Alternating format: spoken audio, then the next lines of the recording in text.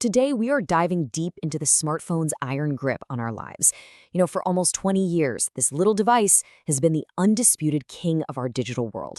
But according to a really insightful strategic report, as this AI wave keeps building, a massive power shift is already happening under the surface. So let's get into why. This ancient proverb, wow, it just sets the stage perfectly, doesn't it? From the outside, the smartphone empire that Apple and Google built looks absolutely eternal, totally invincible. But today, we're going to look past that shiny surface and really question what we think we know. So, let's just ask the question directly. Is this device in your hand, the one that has fundamentally reshaped our entire society, is it truly a permanent fixture, or are we actually living in its twilight years? Because that's the core idea of this analysis. That powerful, seemingly unshakable empire is actually more like a house of cards, and it's built on a foundation that is starting to get really shaky under the immense pressure of AI. We're about to see exactly why. Okay, so where do we start? Well, first, let's look inside the fortress itself. You know that seemingly unbreakable alliance between Apple and Google? Yeah, it's showing some pretty serious signs of strain. For the last 2 decades, iOS and Android haven't been ruling the world through some kind of tech consensus. No, it's been a cold, calculated partnership. It's really held together by what you could call a massive protection fee. We're talking billions of dollars that Google pays Apple every single year just to be the default search engine on the iPhone. It's a deal that has literally defined the digital order. But here's where it gets wild. Look at the paradox this creates. Apple is reportedly planning to upgrade Siri by plugging in Google's Gemini AI. Now think about that. This isn't just a partnership, it's a huge strategic risk. Apple could literally be handing over the soul of its user interaction, Siri, to its biggest competitor. It's an incredible gamble. And you see, those cracks in the fortress? They are creating the perfect opening for a whole new wave of challengers. But you have to understand, their goal isn't just to build a cooler, shinier gadget. No, they are here to fundamentally rewrite the rules of power and money. It all starts with this one number, 30%. This is the infamous Apple tax. It's the commission that Apple and Google take on pretty much every digital transaction that happens on their platforms. For companies like OpenAI, this isn't just a fee, it's a financial blockade that they are absolutely desperate to tear down. And you have to realize, each challenger has a specific high-stakes reason for wanting to build their own hardware. OpenAI, they want to keep 100% of their subscription money by creating a direct channel to you, the user. Meta, who is still reeling from Apple's privacy changes, they need to bypass the iPhone to get that first-person user data back for their advertising empire. And Amazon, they just want to shrink the path from "I want that" to "it's on its way" down to a single voice command. And this chart, it just lays out the new battleground perfectly. You've got the incumbents, Apple and Google, who control everything through the screen and those App Store commissions. But the challengers, they're playing a totally different game. It's driven by sensors, by voice, by vision, all to achieve total profit retention and get their own data. It's the complete and total paradigm shift. But it's not just about these external attacks.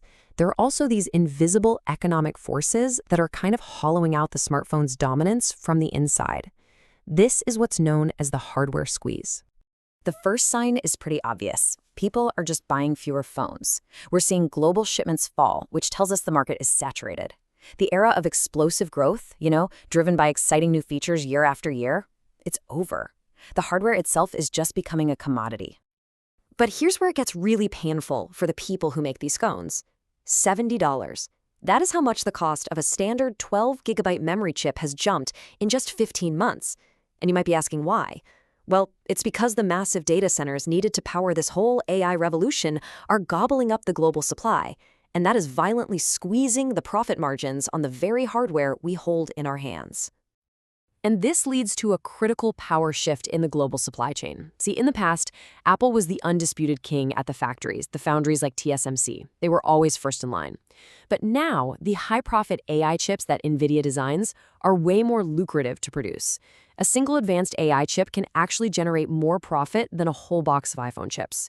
That means Apple might not be at the front of the line anymore. So if the old rules are breaking down, what's it going to take to survive in this new era? Well, this report suggests that the answers might just come from some very unexpected places. So think about Ryanair, the budget airline. They get an incredible 15% profit margin by ruthlessly cutting everything that isn't absolutely essential. No reclining seats, no Wi-Fi, nothing. This kind of anti-convenience logic, it's a blueprint for early AI hardware. To get around these huge technical hurdles like overheating and terrible battery life, the winning strategy might actually be to sacrifice everything for a single, powerful function. Now, this is fascinating. In a world that's getting flooded with AI-generated content, how do you prove you're a real carbon-based human? Well, it becomes a valuable service. This creator's totally bizarre verification request perfectly illustrates this new realness premium, where an authentic, real human interaction becomes the most sought-after and maybe most expensive commodity. And this shift is going to reshape our careers. The traditional corporate pyramid, well, it's transforming into more of a rhombus. AI is automating so many of those entry-level data processing tasks that used to be the first step on the career ladder. What this means is that companies have to stop seeing new hires as cheap labor and instead start training them as AI evangelists who can use these new tools from day one. All right, time for the final act. Let's strip away all the lofty, we're saving the world rhetoric of the AI industry and reveal the timeless forces of power and capital that are really pulling the strings behind the curtain. OpenAI's journey is the perfect case study. It started back in 2015 as this noble nonprofit, right? Dedicated to making sure AI benefits all of humanity. But they very quickly realized the cost of computing was a bottomless pit. So that forced them to create a for-profit arm with a 100x return cap for investors, which eventually morphed into the public benefit corporation we see today, a commercial giant wrapped in the language of idealism. And nothing, I mean nothing, unmasks that idealism quite like this. This was revealed in Elon Musk's lawsuit against the company, a diary entry from co-founder Greg Brockman that poses a simple, stark question. It's just a powerful reminder that behind the grand mission to benefit all of humanity, there's often the very classic, very human pursuit of personal wealth. So at the end of the day, AI, for all of its futuristic promise, is being pulled right back down to earth by four of the oldest forces in business: personal greed, intense market competition, that relentless investor pressure for returns, and of course, the ever-shifting winds of politics. These forces, not abstract ideals, are what will truly shape our future. Which brings us right back to where we started, but with a new twist. In this new era, what we see, all the shiny new gadgets, the lofty mission statements, it can't really be trusted. The real story, the one that actually defines who wins and who loses, is the timeless game being played underneath it all, the eternal struggle for interests and for power. The only question is, who's going to come out on top?